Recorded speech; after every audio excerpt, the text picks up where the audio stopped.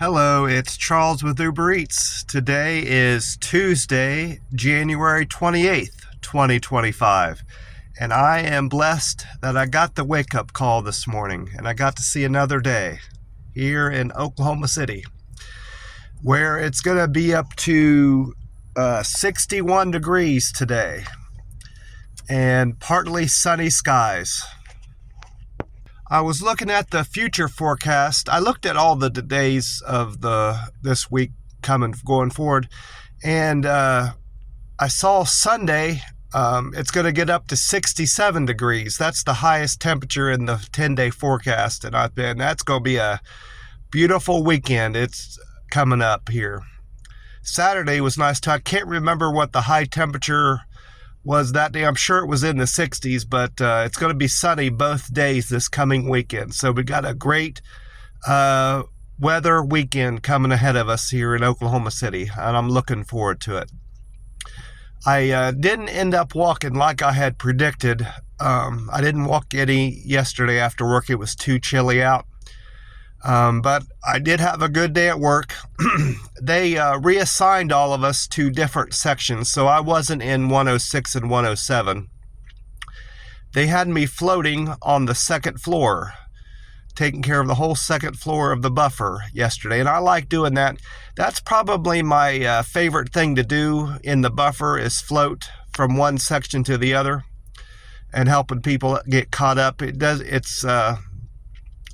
I'm able to stay busy regardless of the level of business, how many packages are coming down, because there's always something to do when you're floating.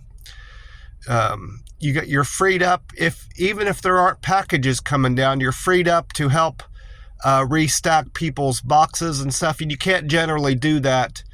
You can only do so much of that when you're on your own buffer, because once you straighten things up, there's only 2 or 3 stacks that need fixed, and then after that, you're all caught up. Well, when you're taking care of several lanes of buffers, there's plenty of restacking to do, and I did some of that. But it was generally pretty busy, so I didn't do a whole lot of stacking like I normally do when I'm floating, but I had a good day. I like being a floater. And I assume I'll be doing that all this week in the buffer. After work yesterday, I went up to Hideaway Pizza again. I didn't have a pizza this time. I had their chicken bacon ranch sandwich with fries and a Diet Dr. Pepper. It was very good. Wasn't as filling as the chicken sandwich at the bar and grill. I was mistaken about Hideaway Pizza having the Nashville hot chicken sandwich. I saw a placard on one of the Google reviews for Hideaway Pizza, and it clearly stated that they had a Nashville hot chicken. Well, that must have been a limited time offer. All of those things listed on the placard were probably a limited time thing, because when I asked the waitress about it, I said, I don't see your Nashville hot chicken sandwich here in the menu. And she says, oh, we don't have that.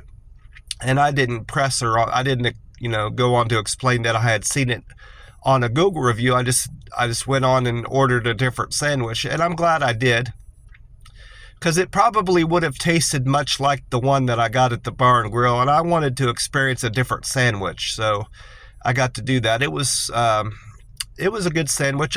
They also have a Dagwood sandwich there that I might try next time I go up there, if I'm not in the mood for a pizza, that is. They have delicious pizza there.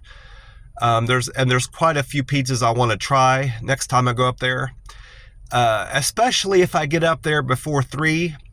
Because if you get up there before 3 on a weekday, you can save $3 on a small. And I may end up getting a salad, because you can save $1 off on your salad too if you order a salad with your meal. I've been thinking over the vacation I want to take this year. I haven't gotten any solid plans so far, and I'm not so much opposed to taking a flight anymore. I've gotten over that fear. It wasn't my imagination that there were more plane crashes last year. I looked it up. 2024, according to Google, had as many or more plane crashes since we've seen since 2018. So there was a huge jump in plane crashes last year for whatever reason. They listed some in there. Turbulence from global warming was one of the causes of plane crashes. More people taking flights since COVID. They're basically blaming COVID and blaming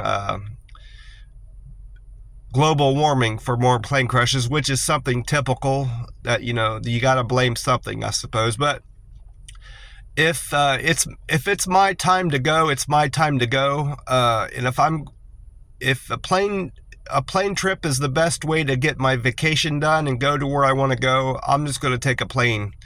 And if it crashes, it crashes, I suppose. It was my time to go, is the way to look at it.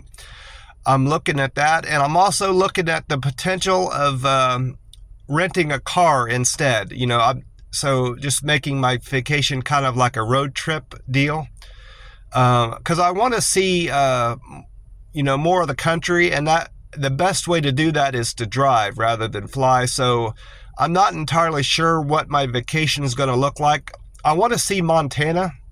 I've always wanted to go up north, see Montana, Wisconsin, the Dakotas, even Idaho maybe, like this. So, and, take some hikes while I'm out there. And that would mean renting a car would be my best option, because I don't want to put all those miles on my car if I can avoid it. And a lot of these rental car companies, Hertz, Budget, and Avis, and these things have unlimited miles on their cars. You can drive as much as you want.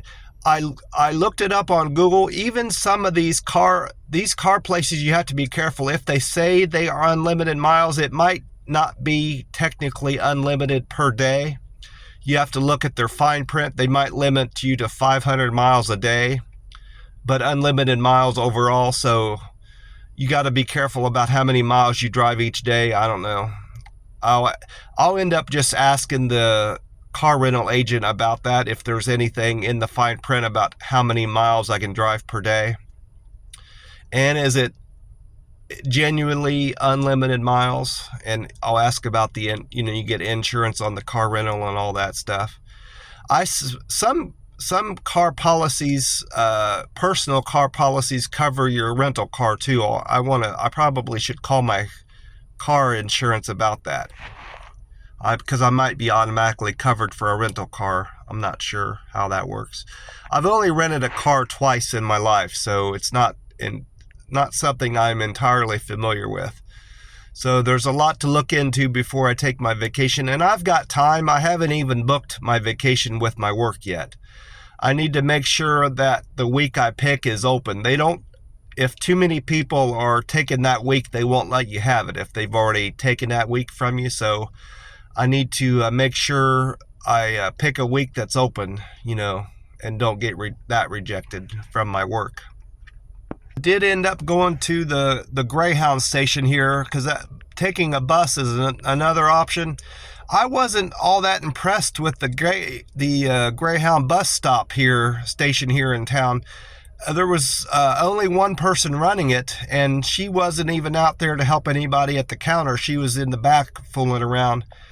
And it wasn't all that big. It wasn't any bigger than the shuttle bus company that I took out of Las Vegas to go to LA, and that's a little rinky-dink outfit. So I kind of expected the Greyhound bus station to be bigger, I guess. I asked her if there was a way to park my car there, or if I had to be dropped off. She said, no, your car will get towed if you leave it here. So I'll have to get one of my roommates to drive me there, or take a cab to get there. And that's going to be too much of an inconvenience.